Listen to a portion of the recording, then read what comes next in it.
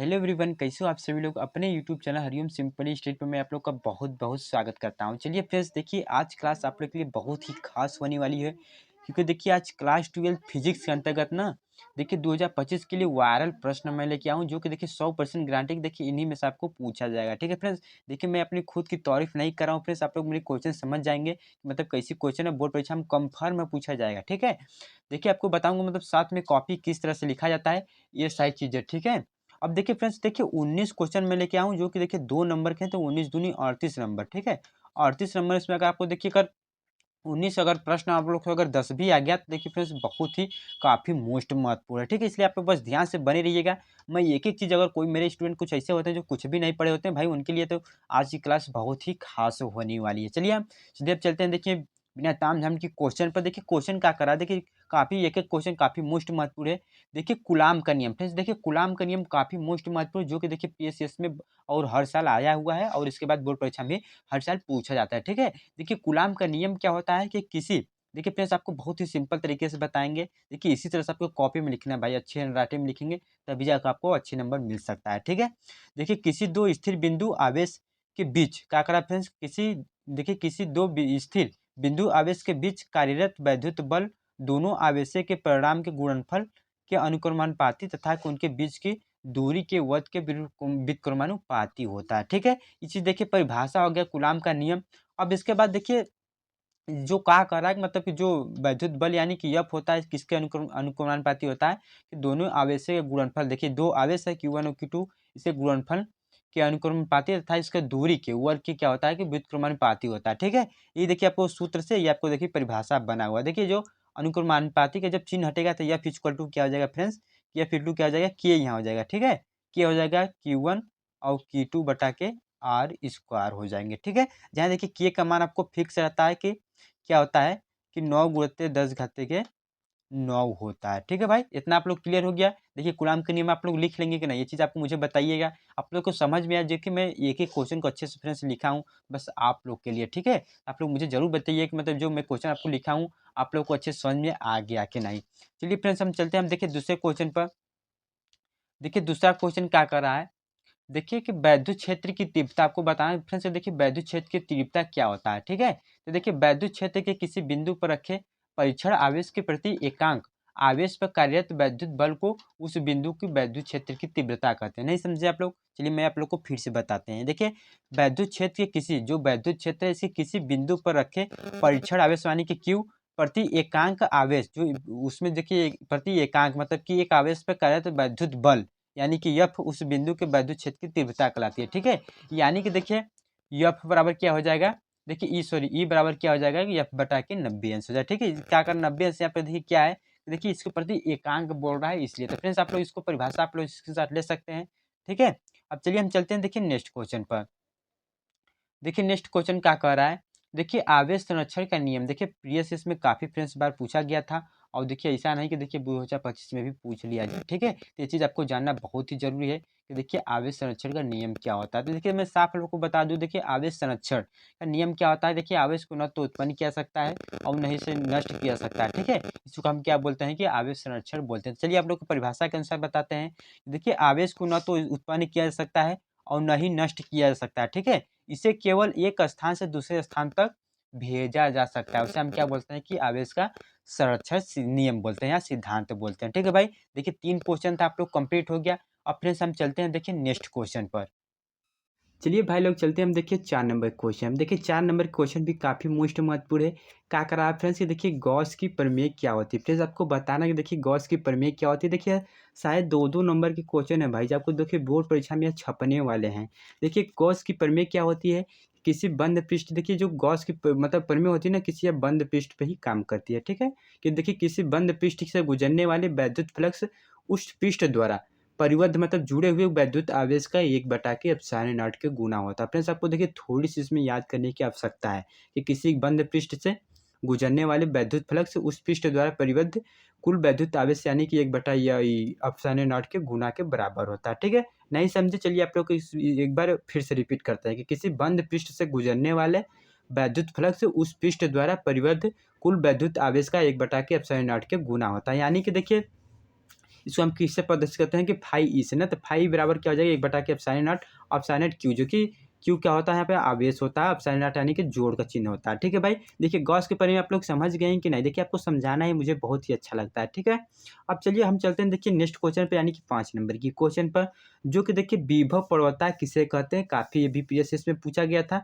जो कि देखिए 2 नंबर और 1 नंबर में आप पूछ लिए जाते हैं। ठीक है, देखिए विभव प्रवणता क्या होता है कि देखिए वैद्युत क्षेत्र में दूरी के सापेक्ष विभव परिवर्तन की दर को विभव प्रवणता कहते हैं। बस देखिए फ्रेंड्स, देखिए बहुत ही सिंपल है ना, कि वैद्युत क्षेत्र की किसी दूरी के सापेक्ष विभव परिवर्तन की दर को हम विभव प्रवणता बोलते हैं। ठीक, इतना आप लोग क्लियर हो गया। अब चलते हम चलिए नेक्स्ट क्वेश्चन पर। देखिए नेक्स्ट क्वेश्चन क्या कह रहा है, देखिए वैद्युत धारिता किसे कहते हैं। फ्रेंड्स देखिए बहुत ही मोस्ट महत्वपूर्ण, इसमें न्यूमेरिकल भी पूछे जाते हैं, यानी कि सी बराबर क्या होता है कि क्यू बाई भी होता है, जो कि धारिता यानी सी से हम इसको डिनोट करते हैं। ठीक, तो देखिए वैद्युत धारिता क्या होता है कि किसी चालक की वैद्युत धारिता, देखिए क्या करा है फ्रेंड्स, देखिए किसी चालक की वैद्युत धारिता उसे दिए गए वैद्युत आवेश यानी क्यू तथा उस पर कारण वैद्युत विभव की परिवर्तन भी के अनुपात के बराबर होता है। यानी कि देखिए वैद्युत धारिता क्या होता है कि यानी सी बराबर क्यू बाई भी होता है। ठीक है, आपको देखिए इसकी परिभाषा आप कुछ चाहते हैं तो आप लोग देखिए इसकी इसकी क्या कहते हैं, आप लोग के सूत्र से भी आपको परिभाषा बना सकते हैं। ठीक है भाई, अब चलिए इसके देखिए जो सूत्र हो गया, देखिए सी बराबर क्या होता है क्यू बाई भी होता है।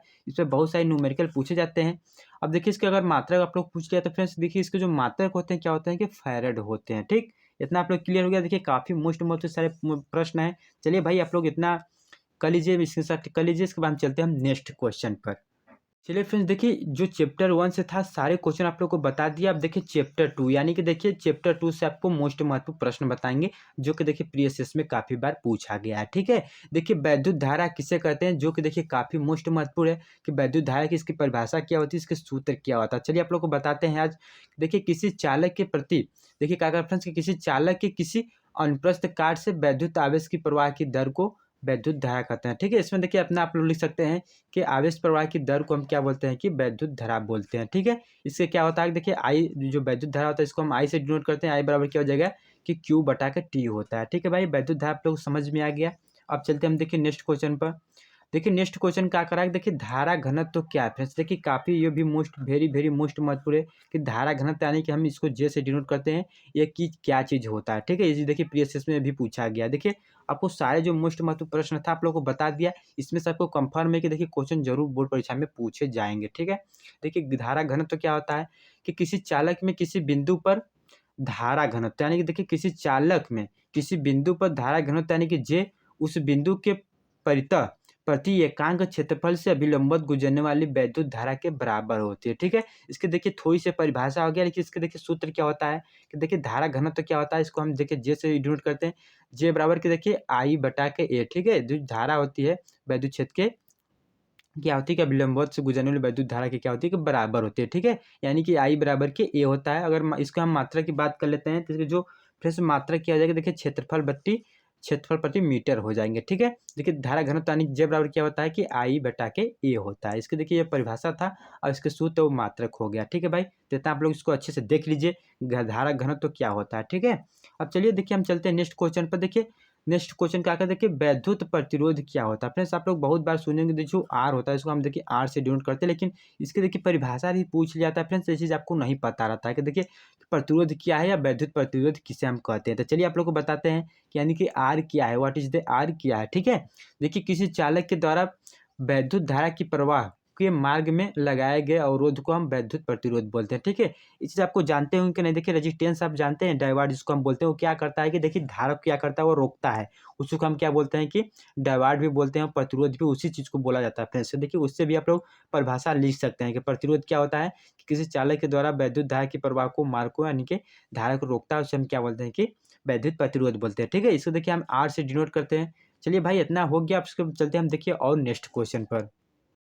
चलिए फ्रेंड्स देखिए नेक्स्ट क्वेश्चन क्या करा कि देखिए वैद्युत शक्ति क्या होती है। देखिए ये भी काफ़ी मोस्ट महत्वपूर्ण है, ये भी पूछा जाता है कि देखिए वैद्युत शक्ति क्या होती है। देखिए इसको देखिए हम पी से डिनोट करते हैं। देखिए वैद्युत शक्ति आपको बताना है, तो चलिए देखिए वैद्युत शक्ति की परिभाषा क्या होती है। देखिए किसी वैद्युत परिपथ में ऊर्जा क्षय होने की दर को हम क्या बोलते हैं कि वैद्युत शक्ति बोलते हैं, यानी कि इसको हम पी से डिनोट करते हैं। ठीक है, कि किसी वैद्युत परिपथ में ऊर्जा जो मतलब कि हानि होती है, क्षय होती है, उसी का हम दर को क्या बोलते हैं कि वैद्युत शक्ति बोलते हैं, यानी कि पी बराबर क्या होता है कि डब्ल्यू बटा के टी होता है। ठीक भाई, इतना आप लोग समझ गए। अब चलते हम देखिए नेक्स्ट क्वेश्चन पर।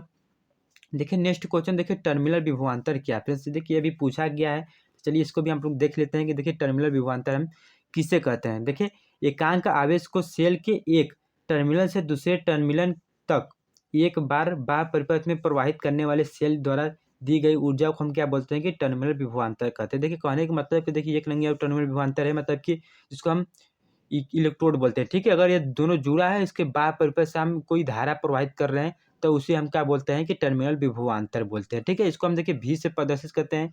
फ्रेंड्स देखिए आप लोग को मैं इसको एक बार और समझा रहा हूँ। देखिए एकांक आवेश को सेल के किसी एक टर्मिनल से, देखिए कोई एक टर्मिनल से कोई सेल होता है ना, इसमें देखिए प्लस और माइनस होता है, एनोड और कैथोड होता है। तो देखिए क्या करा फ्रेंड्स कि देखिए किसी एक टर्मिनल से दूसरे टर्मिनल तक एक बार बाह्य परिपथ में प्रवाहित करने में सेल द्वारा दी गई ऊर्जा को हम क्या बोलते हैं कि टर्मिनल विभवांतर कहते हैं, ठीक। इतना आप लोग कंफर्म हो गया। अब चलिए हम चलते हैं नेक्स्ट क्वेश्चन पर।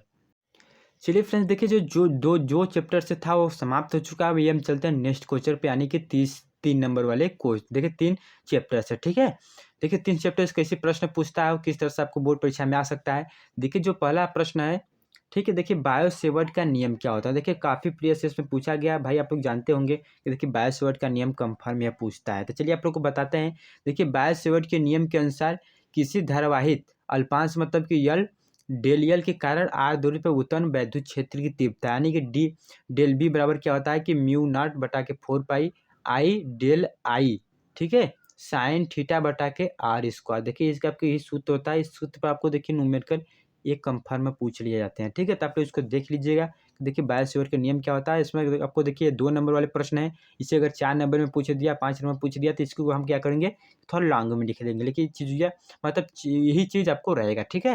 देखिए बायो सेवर्ट के नियम के अनुसार किसी धारावाहिक अल्पांश यानी कि डेल यल आई सॉरी डेल, देखिए यल डेल यल के कारण आर दूरी पर उत्पन्न वैद्युत क्षेत्र मतलब चुंबकीय क्षेत्र इसमें पूछ रहा है। तो मतलब डेल बी बराबर क्या हो जाएगा, म्यू नॉट बटा के 4 पाई आई डेल आई साइन थीटा बटा के आर स्क्वायर, ठीक। इतना आप लोग को हो गया। अब चलिए हम चलते हैं देखिए नेक्स्ट क्वेश्चन पर। देखिए नेक्स्ट क्वेश्चन क्या करा है, देखिए चुंबकीय क्षेत्र क्या है या इसे हम किसे कहते हैं। देखिए चुंबकीय क्षेत्र हम किसे कहते हैं फ्रेंड्स। देखिए ये भी पूछा जाता है कि चुंबकीय क्षेत्र की परिभाषा बताओ। चलिए आप लोगों को बताते हैं। देखिए चुंबकीय क्षेत्र की परिभाषा क्या होता है।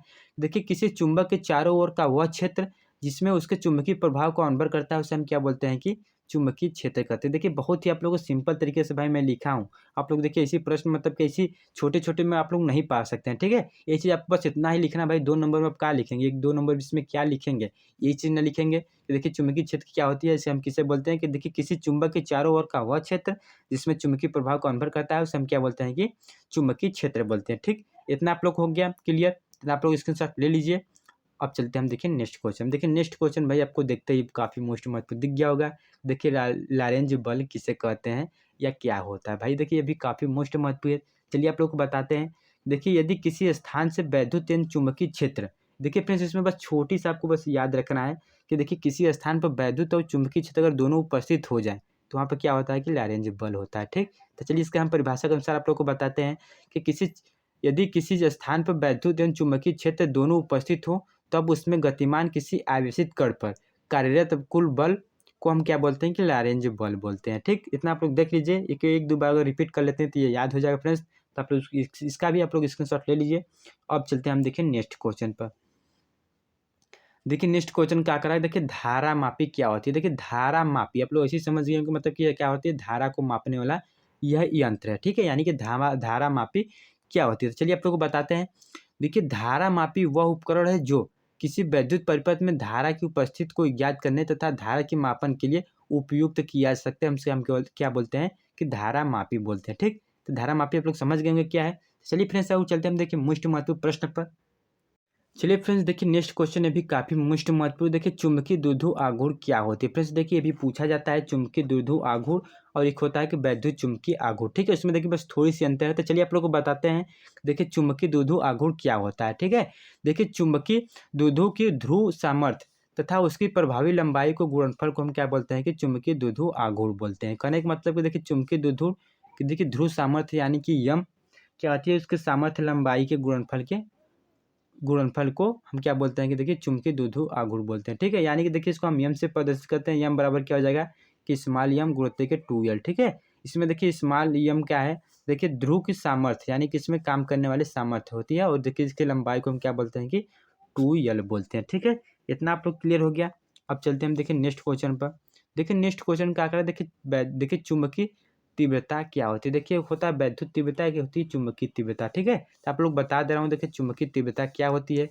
देखिए वह बाह्य चुंबकीय क्षेत्र जो उसमें रखे गए पदार्थ को चुंबकीय करने की क्षमता को हम चुंबकीय क्षेत्र की तीव्रता कहते हैं। देखिए आप लोग मैं फिर से समझा रहा हूँ कि देखिए वह बाह्य चुंबकीय क्षेत्र जो उसमें रखे गए पदार्थ की चुंबकीय करने की क्षमता को हम क्या बोलते हैं कि चुंबकीय तीव्रता बोलते हैं, यानी जिसको हम एच से प्रदर्शित करते हैं। ठीक है भाई, इतना आप लोग क्लियर हो गया। अब चलते हैं हम देखिए नेक्स्ट क्वेश्चन पर।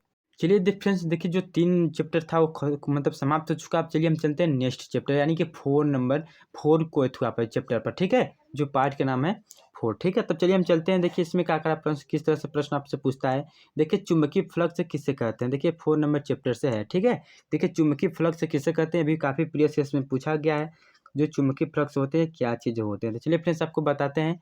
देखिए एक समान चुंबकीय क्षेत्र में स्थित किसी पृष्ठ से अभिलंबित गुजरने वाली चुंबकीय बल रेखाओं को हम क्या बोलते हैं, उसकी कुल संख्या को चुंबकीय फ्लक्स बोलते हैं। यानी कि देखिए क्या फाई बराबर क्या होता है कि देखिए बी इंटू के डी है, यानी कि B D A cos theta होता है। ठीक है, देखिए एक समान चुंबकीय क्षेत्र में रखे किसी पृष्ठ से लंबवत गुजरने वाली चुंबकीय बल रेखाओं की कुल संख्या को हम क्या बोलते हैं कि चुंबकीय फ्लक्स बोलते हैं। ठीक है, इसके देखिए यही परिभाषा है कि फाई बराबर की देखिए बी डी ए, जो देखिए अगर वेक्टर में अगर वेक्टर हटाएंगे तो देखिए डॉट के जगह क्या आ जाएगा, कोई कॉस थीटा हो जाएगा, मतलब B D A cos theta हो जाएगा। ठीक है, तो आप लोग इसको भी ध्यान से देख लीजिएगा और याद कर लीजिए। देखिए चुंबकीय फ्लक्स की परिभाषा भी पूछे जाते हैं। ठीक है भाई, अब चलिए देखिए नेक्स्ट क्वेश्चन पर।